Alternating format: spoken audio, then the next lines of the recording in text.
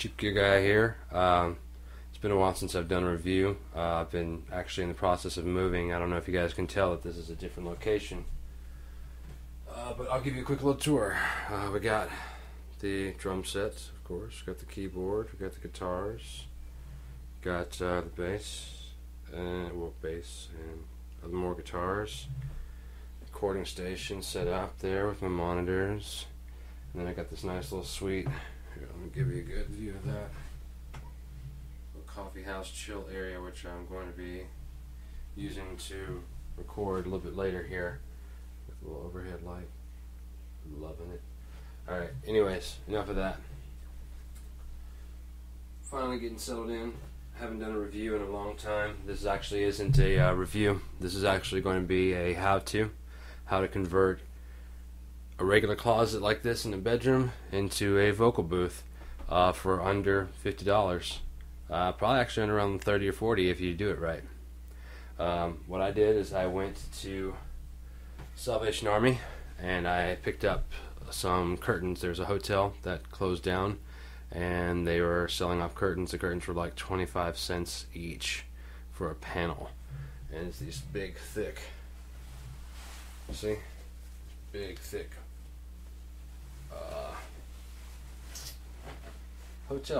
motel curtains. We got, I don't know if you can be able to see in here, more curtains, but you can see that foam. That's your regular standard like bed foaming. You get like the egg crate style foam. You can pick them up at Walmart. I just recommend getting like a queen size, king size if you can. Probably cost you about between $15 and $25. As you can see, I don't know if you can really tell very well in here. I'll try and aim the light in. Basically just took the bar where the curtain where you normally hang your clothes, pulled that out, nailed up around the top there. Well, you can't see because it's too dark. I need to get light in there. Nailed up around there, the curtains around the thing. After I nailed up the egg crate foam, and the result is incredible. It's a completely sound is really deadened. I'll give you an example here in just a second. I'll go ahead and set this up here. I'm going to use some moving magic so you can hear some clicking and popping, or I'll do some cutting. But as you can hear, this is the mic in just the plain room. No treatments, no wall. The walls are echoing and all that good stuff. So what we'll do is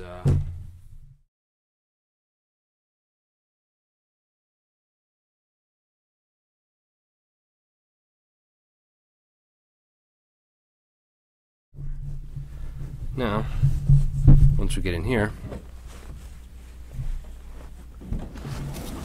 shut that door, close this off, and you hear the difference? It's basically dead. It's a completely different sound here. It's really nice because you don't have to worry about outside noises as much. It's more dead. You get just the microphone recording just your voice.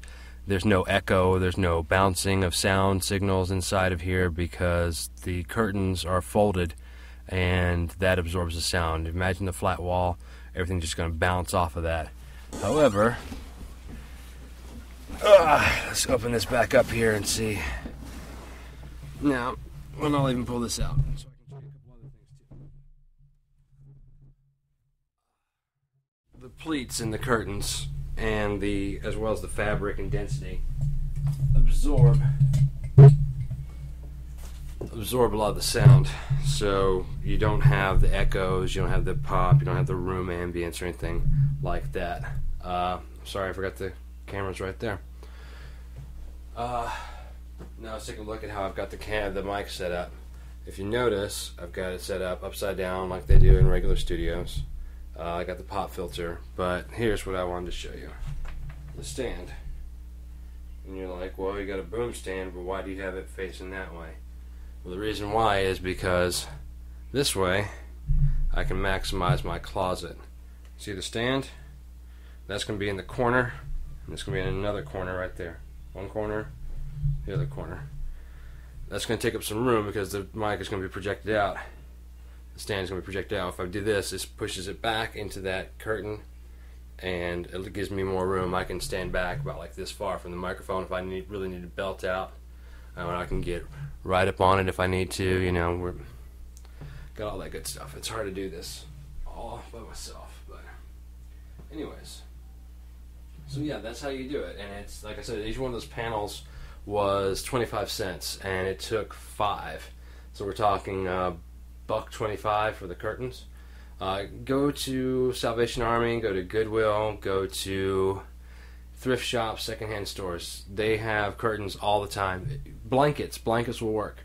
Blankets will do great. Quilts, thick quilting. Try and get the biggest you can. Queen, king, those like that, and try and make the walls not flat.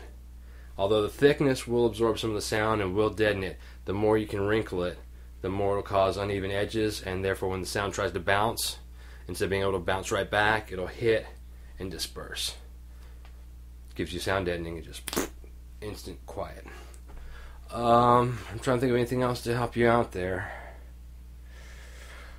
I would definitely go with a condenser mic for vocals. It just tends to sound better, in my opinion. I mean, there's a reason why professional studios use condenser mics. All these how-tos are going to be about miking stuff. This one's about miking vocals, and like I said, converting a regular, what's that? It's not even a 5, I don't think. It's probably about a 3-foot by 4-foot closet into a good deadened sound microphone booth, vocal booth. And yeah, I haven't had any sleep in the last 24 hours, so you have to forgive me if this is a little bit scatterbrained or anything like that, or not completely coherent. And I'm sorry if you can't see inside the vocal booth very well. I do have a black light in there, but that's not going to help you much to see anything. Maybe if the curtains were reversed because of those white curtains, but they're not. So plus, I think it just looks kind of slick. You know what I mean? You got this little curtain here. Pull it back. You got a little entranceway into your closet. It just looks sharp to me. I mean, you do what you got to do to make your sound. But I think if you're really wanting to get a good sound, the good thing is with this room, you're going to get the room ambience with this type of microphone, any type of microphone. When you have a room like that that's been treated, it's deadened. You don't get the room ambience.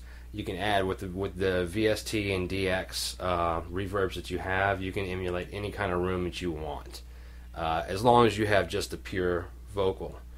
But yeah, you can rewind and listen to that little track when I'm in the closet, and you can hear exactly how it sounds and how dead it is, and then compare it to what you're hearing right now.